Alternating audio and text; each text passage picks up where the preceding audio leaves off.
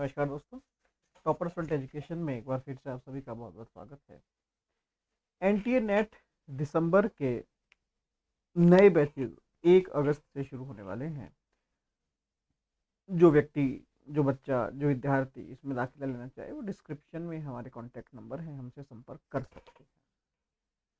कुछ क्वेरीज थी बच्चों की, उसको लेकर हम एक बार डिस्कस कर लेते हैं। अभी जैसे जो ऑनलाइन हमारा मॉक टेस्ट सीरीज चल रहा है उसमें तकरीबन 5 पेपर आपके हो चुके हैं। फर्स्ट पेपर और सेकंड दोनों का रहता है इसमें। जो मैं प्रॉब्लम हमेशा आपको कहता हूं वो प्रॉब्लम अभी भी बच्चों के साथ है। क्या हम अभी भी ऑनलाइन के लिए प्रिपेयर नहीं है? अभी भी ऑनलाइन पेपर हमारे लिए एक नया है, एक मैं कहूँ कि एक नई घटना है। तो स्टार्टिंग में आप बिलीव करेंगे बहुत सारे स्टूडेंट्स थे जिन्हें एनरोल करने में समस्या हुई। सर इसको लॉगिन कैसे करें, इसको काम कैसे करें, सबमिट कैसे करें, वॉट एवर। अच्छी बात है, समस्या होगी तो उसका समाधान भी होगा। मैं हमेशा कहता हूँ जितनी गलतियां करनी है आप अपनी पढ़ाई के प्रैक्टिस के दौरान कर लीजिए। मेन पेपर में गलती नहीं होनी चाहिए, मेन एग्जाम में गलती नहीं होनी चाहिए। तो ऑलमोस्ट 300 के आसपास जो स्टूडेंट्स उसमें एनरोल्ड हैं, उसमें जैसे कि मैं देख रहा हूँ कुछ स्टूडेंट्स का जो स्कोर कार्ड है वो इतना इतना ज़्यादा अट्रैक्टिव है कि आप बिलीव करेंगे कि जो भी लास्ट फिलॉसफी का हमारा पेपर हुआ था उसमें कुछ स्टूडेंट्स के जो मार्क्स हैं वो आप मानिए 150 प्लस हैं। 150 से ऊपर ओनली फिलॉसफी के अंदर आ रहे हैं। कुछ स्टूडेंट ऐसे हैं जिनके फर्स्ट पेपर के अंदर जो क्वेश्चंस, या फिर मैं अगर मार्क्स की ही बात करूं, 70 प्लस मार्क्स हैं।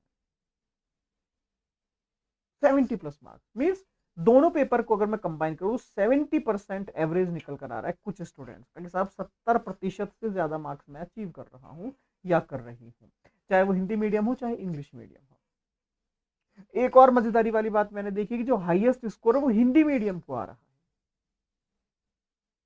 हाँ, इंग्लिश मीडियम ऐसा नहीं है कि नेग्लिजिबल है या जीरो है, नहीं, बट एक एवरेज, एक रेशियो जब हम निकालते हैं तो हमें कह सकते हैं कि हाँ, जो हर बार अधिकतम मार्क्स आते हैं वो हिंदी मीडियम वाले बच्चे के ज्यादा आते हैं। तो ये अच्छी बात भी है। हो सकता है वो मेहनत कर रहे हो सकता है वो पुराने स्टूडेंट्स हो, वॉट एवर, कुछ भी हो सकता है। यहाँ आप लैंग्वेज को बीच में मत लाइएगा। ये जस्ट एक एनालिसिस था कि हाँ, हिंदी मीडियम वाले बच्चों के मार्क्स ज्यादा आ रहे हैं, बस, और कुछ नहीं इसका मोटिव। होना कुछ नहीं है। जो आज का सेशन है, जो आज की क्लास है आपकी, उसमें जो आपके 2-3 बच्चों ने मुझे कॉल किया, एक ने मैसेज किया, उसको ही मैं जस्ट जवाब देने की कोशिश करूंगा कि सर कई बार लगता है यूनिट बहुत छोटी है, हम इसे कर सकते हैं, लेकिन जब हम मॉक टेस्ट दे रहे हैं तो मालूम पड़ता है कि क्वेश्चन हमसे सॉल्व नहीं हो रहे। लगता है सब कुछ पढ़ लिया, लेकिन जब हम पेपर देकर निकलते हैं, आंसर देखते हैं, अपना रिजल्ट देखते हैं, स्कोर कार्ड देखते हैं, तो लगता है कि यार नंबर बहुत कम आ रहे हैं। क्योंकि ऑलमोस्ट 50 से 60% बच्चे ऐसे हैं जिनका स्कोर कार्ड जो है वो 90 टू 110 के बीच में आ रहा है, 90 से 110 के बीच में आ रहा है। मतलब 45 क्वेश्चन सही हो रहे हैं उनके, या फिर 50 क्वेश्चन सही हो रहे हैं, ज्यादा वो ऊपर नहीं निकल पा रहे हैं। उनसे जब मैं डिस्कस करने की कोशिश की, या उन्होंने जब मुझसे कांटेक्ट करने की कोशिश की, उनका एक ही लुकआउट था कि सर हम पढ़ते हैं तब तो ठीक है, पढ़ा तब तो ठीक है, सब कुछ पढ़ा, सब कुछ समझ में आया मुझे, लेकिन जब मैं क्वेश्चन करने लगा तो मुझसे गलती हो गई। उसको एक समझने की कोशिश कीजिए। जो बच्चे एनरोल्ड हैं, जो स्टूडेंट हमसे जुड़े हुए हैं, वो तो खैर सब जानते होंगे, जो नहीं है एक बार हम सबसे डिस्कस कर लेते हैं। जब हम एक यूनिट पढ़ते हैं, पढ़ना एक अलग एक्टिविटी है, क्वेश्चंस को सॉल्व करना एक अलग एक्टिविटी है, हमेशा ध्यान रखिएगा। इसको हम इस तरीके से पढ़ें। मान लीजिए हमने इंडियन फिलॉसफी यूनिट संख्या 1 को हमने उठाया, यूनिट फर्स्ट इंडियन फिलॉसफी हमने लिया, उसको हमने पढ़ना शुरू किया। हमने वेद पढ़े, वेदों की सारी फिलॉसफी पढ़ी, फिर हमने भारतीय दर्शन पढ़ा, नास्तिक पढ़ा, आस्तिक पढ़ा, वेदांत पर जाके हमने कहानी खत्म कर दी। Unit first clear, that's it. अब हम सेकंड पर चले जाएंगे। यहां सबसे बड़ी गलती होती है मेरे अकॉर्डिंग। एक यूनिट कंप्लीट तब कहलाती है जब आप उसके सारे नोट्स खुद से बना लें।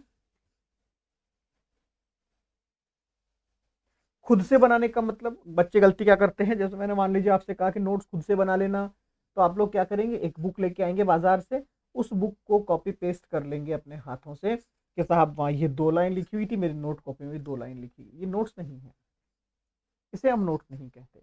नोट्स का मतलब है short and sweet one liner. एक पूरे पैराग्राफ का कंक्लूजन एक लाइन में लिखना नोट्स कहलाएगा। मैंने वो वन लाइनर्स लिख लिए। अब मैं गया प्रीवियस ईयर क्वेश्चंस के ऊपर कि साहब पिछले बार या पिछली से पिछली बार या पिछली से पिछली बार इस यूनिट संख्या 1 के अंदर क्या क्या पूछा गया है। मैंने देखा कि न्याय दर्शन सबसे महत्वपूर्ण था, मैंने इसको देखा, न्याय दर्शन मैंने निकाला। मैंने देखा न्याय दर्शन में क्वेश्चंस जो आते हैं वो अनुमान के ऊपर ज्यादा आ रहे हैं। मैं जस्ट एक एग्जांपल में डिस्कस कर रहा हूं, आप सीरियस मत लीजिएगा, मैं जस्ट समझा रहा हूं कैसे। मान लीजिए अनुमान से क्वेश्चन ज्यादा आ रहे हैं, मैंने अनुमान को उठाया। मालूम पड़ा वहां व्याप्ति पूछी जाती है, मैंने व्याप्ति को उठाया। मालूम पड़ा व्याप्ति में ये 4 क्वेश्चन फेवरेट हैं, ये 4 ही पूछे जाते हैं और इसमें पूछा जाता है व्याप्ति का प्रकार बताइए, मैंने इसको पढ़ लिया। सेकंड में आया, वहां पूछा गया कि अनुमान के अंदर कोई दोष हो, हेत्वाभास जिसे आप कहते हैं, हेत्वाभास को मैंने पढ़ा। हेत्वाभास क्या होता है मैंने वो पढ़ा। हेत्वाभास के मैंने प्रकार पढ़ लिए, क्लियर हो गया। अब मुझे आप बताइए, क्या न्याय दर्शन में अब आप गलती करेंगे? नहीं करेंगे। अपना एक सिस्टम बनाने की कोशिश कीजिए, अपना एक मैकेनिज्म बनाने की कोशिश कीजिए। यूनिट ऐसे ही नहीं पढ़नी।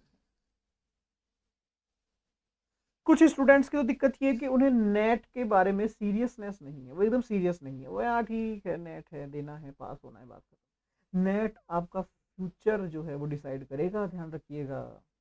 छोटा मोटा एग्जाम नहीं है, ये ट्रांसफॉर्मिंग टाइम है। आप पीजी के अंदर हैं, पीजी से आपको फ्यूचर की लड़ाई लड़नी है, नेट उसमें सहयोग देगा। मे बी आप पीएचडी की तरफ चले जाएंगे। अगर आप जेआरएफ हैं तो आपको वहां से स्कॉलरशिप मिलेगी, फेलोशिप मिलेगी। वो फेलोशिप अपने आप में एज लाइक अ सैलरी है। केवल पढ़ाई के लिए 25, 30, 35, 40 हजार रुपए कोई नहीं देता। ये आपकी एज लाइक सैलरी मिलेगी आपको तकरीबन 3 से 5 सालों तक। ये 3 से 5 साल अब आपको सेट होने में कोई समस्या नहीं होगी। अध्ययन करते रहिए, कॉलेजेस में अप्रोच करते रहिए। आप असिस्टेंट प्रोफेसर या जो भी वहां वैकेंसी निकलती है जहां पर वो आपको ले सकें, वहां पर आप जा सकते हैं। आप इजीली वहां जा सकते हैं। चलिए गवर्नमेंट नहीं, प्राइवेट प्राइवेट कॉलेजेस आपको अप्रोच कर सकते हैं। तो इसके लिए थोड़ा सीरियस आपको होना पड़ेगा, ये बात ध्यान रखिएगा। दूसरी बात, बच्चे गलती क्या करते हैं, जब नेगेटिव मार्किंग नहीं है तो भी हम क्वेश्चन छोड़ देते हैं। क्यों? सर मुझे आया नहीं। अरे तो ठीक है, नहीं आया कोई दिक्कत नहीं है। मैंने हमेशा पिछली बार मैंने आपको एक ट्रिक बताई थी, क्या कि मैंने कहा एक काम याद रखिएगा, अगर मुझे 20 क्वेश्चन है जो मुझे बिल्कुल नहीं आते, मैंने बिल्कुल ही नहीं पढ़ा उनको, 1% मुझे नहीं आते, तो फिक्स कर लीजिए उन सभी का एक ही आंसर लगा दीजिए, या तो बी या सी, या तो बी या C. B for Bombay, C for cat, B C, B C, जो मर्जी वो लगा दीजिए। या तो 20 के 20 बी कर दीजिए या 20 के 20 सी कर दीजिए। अगर गलती से उसमें से आपके 5 क्वेश्चन भी सही हो गए तो 10 नंबर आप प्लस हो गए। अगर मेरे 120 नंबर बन रहे तो अब मेरे 130 बनेंगे, 140 बन रहे थे तो 150 बनेंगे, 90 बन रहे थे तो 100 बनेंगे। क्या बिगड़ा मेरा? कुछ भी तो नहीं।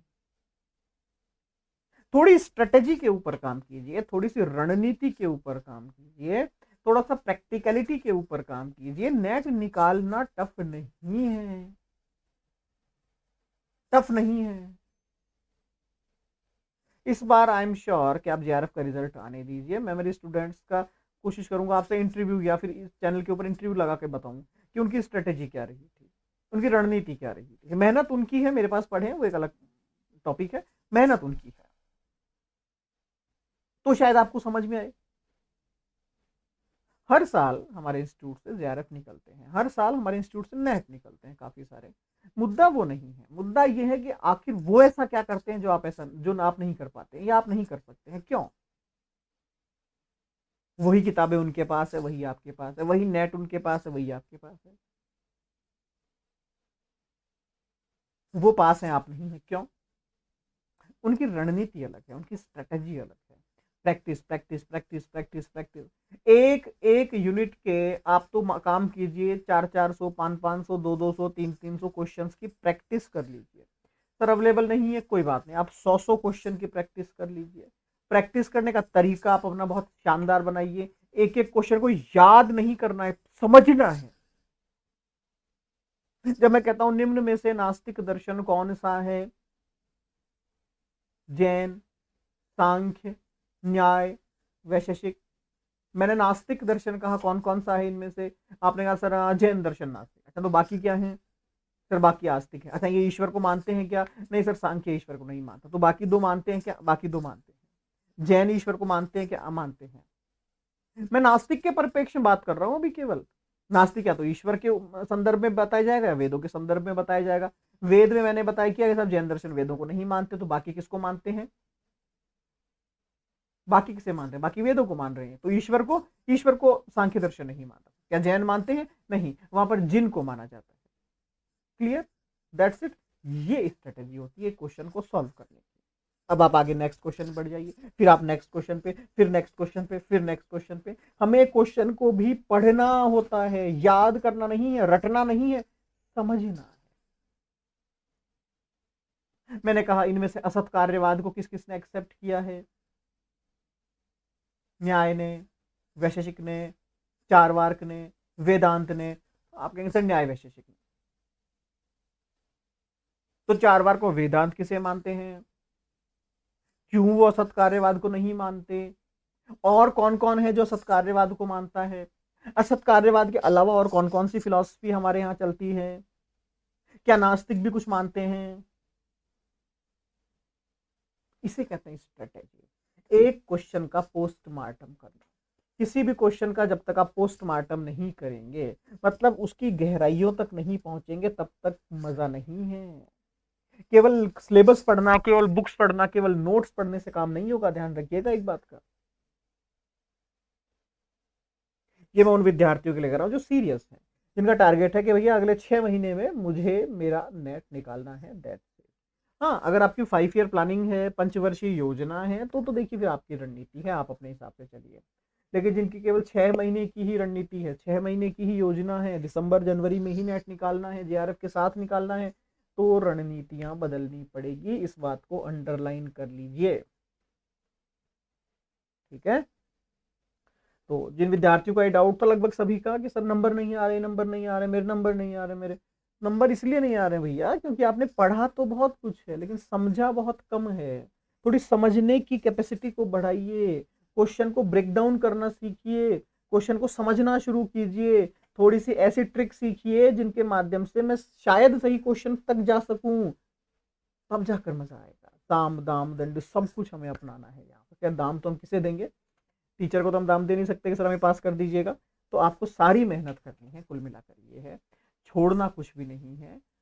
कुछ भी ऐसा नहीं हो जो मैंने यूज ना किया हो, कि साहब मैंने ये ट्रिक यूज नहीं की, मैंने ये यूनिट नहीं पढ़ी, मैंने ये नहीं किया। नहीं नहीं, कमी कुछ नहीं रहनी चाहिए। स्मार्ट स्टडी कीजिए, स्मार्ट स्टडी कीजिए, आपका काम हो जाएगा, ठीक है? तो ये आपके डाउट थे। 1 तारीख से नया बैच शुरू हो रहा है, एनरोलमेंट शुरू है, आप चाहें तो उसमें दाखिला ले सकते हैं। बहुत बहुत धन्यवाद आप सभी का।